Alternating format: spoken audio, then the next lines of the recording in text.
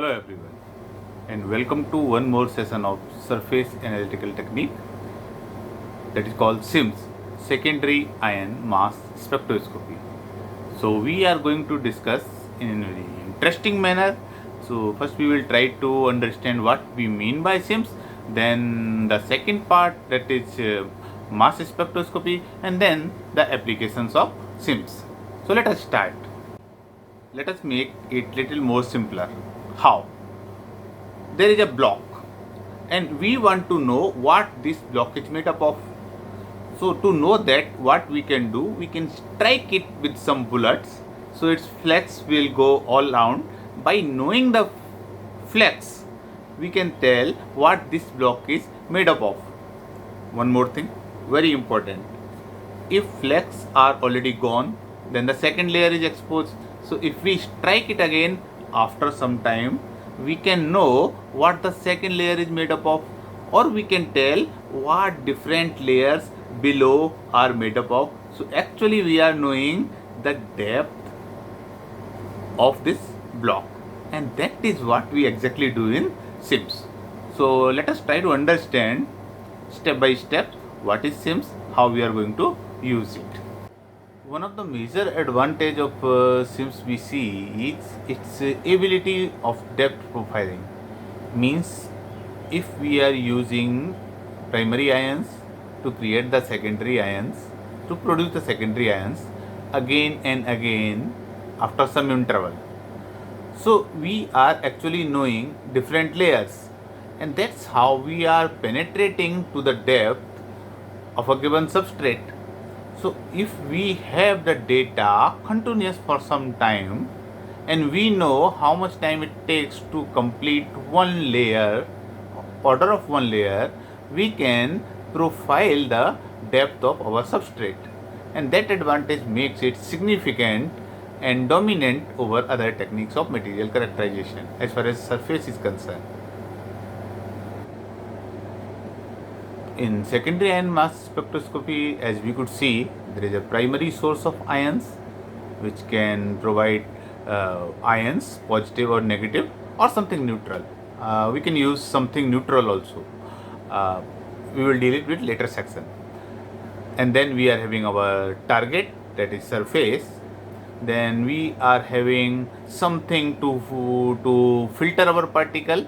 So we are having one energy filter, and then we are having either fluorescent screen or CCD or something where we can detect them or count them, or we can get the current corresponding to the intensity of secondary ion produced.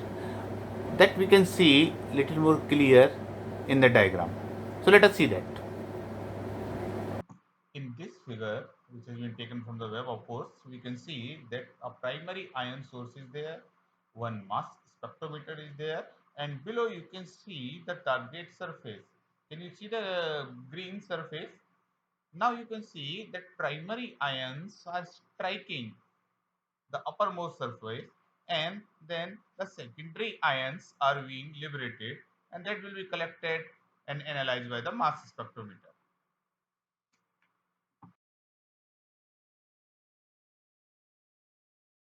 Something very important to remember is everything we are discussing about is to be kept in vacuum, because we are dealing with ions and we don't need anything unnecessarily out of the atmosphere.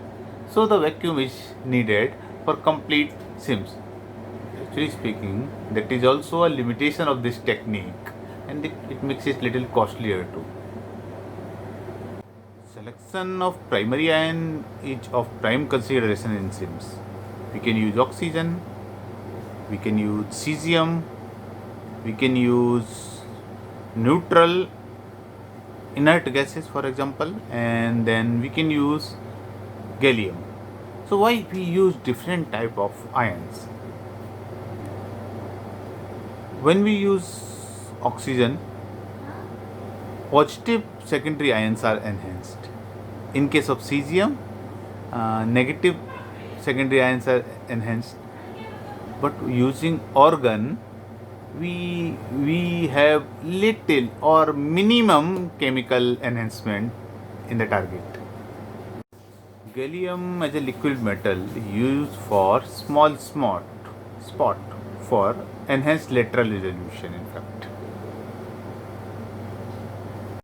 So when primary particles strike the surface, secondary ions or secondary particles emerge out, and by bombarding the primary ions, getting the secondary ion, we call it sputtering. Sputtering is a process by which we can get secondary particles by striking the primary particles on a surface. For sputtering process, primary ions are of having energy few keV or less than keV, few hundred eV. That's why it can be used for one more process. Do you remember thin film deposition? That can be done through sputtering also. Let us see the elementary sputtering process here. We can see one white colored primary ion striking the target and green color secondary ions are being liberated. And these secondary ions are the source of our information. In sputtering yield is very important. What we mean by sputtering yield? Number of secondary ions per primary ions. And one more thing is very important is fraction of secondary ions. I said fraction of secondary ion, and that is called secondary ion yield. SIMS can be used for a very small area. For example, 1 micrometer by 1 micrometer by 1 micrometer, or maybe tens of it every dimension. So if we are having a lateral resolution of maybe 70 or 100 nanometer, and then some 20 nanometer depth resolution, so using a good computer we can have complete three-dimensional profile, and that is the outcome of our SIMS. So our probe in SIM can move in a raster fashion, giving the x and y dimensions, and if we are doing it again and again and again, after some time we are having z direction too. So we can do the profiling x, y and z direction. So actually it's a 3D profiling done by SIMS.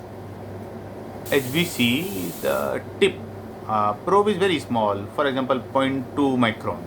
So very small sample can be used for the analysis in SIMS. So this way we see that if SIMS is giving the information of surface only and not depth, because surface is static, we call it static SIMS. However, surface, below the surface, if we are moving in depth direction, the surface is dynamic, and that's how we call this type of SIMS as dynamic SIMS. On the other hand, time of flight SIMS. Time of flight we will discuss in the later part of our this session. So time of flight SIMS is a technique that can detect the elemental and molecular information existing on the outermost surface of the sample. That's what it's called static SIMS. Outermost only. We are not going inside that. So that's how we see in dynamic SIMS we use continuous focused beam of primary ions to remove the material from the surface by sputtering. The fraction of sputtered material that has been ionized is go through double focusing mass spectrometer, as we could see in our diagram. Then, so let us see what kind of output we are getting. So if we are having a very good computation method, the output we are getting is in the form of mass spectrum. That means actually we plot the intensity of different m by z or m by q, as we say, and that is called mass spectrum. We will see it through one example.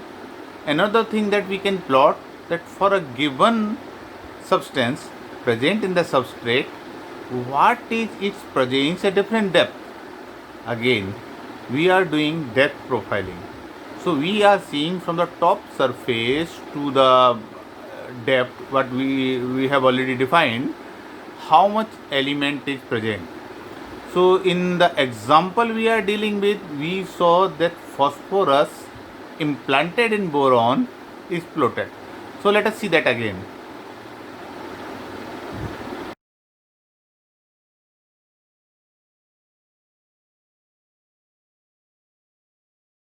In the depth profiling curve, we can see that we are having time axis, but we are looking for depth. So to convert that, we need another additional add-on instrument that is known as profilometer. Actually, profilometer is a probe which migrate and measures the crater depth, and that is how it can convert this time axis into depth.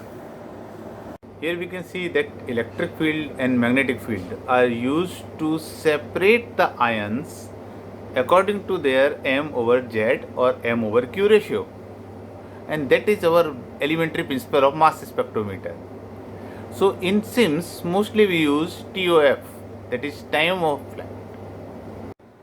At the output of SIMS we are using three type of mass analyzer.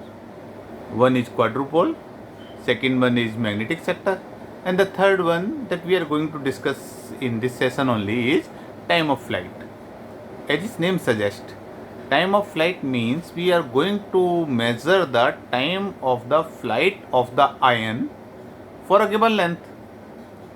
That makes us enable to distinguish between one ion and another ion.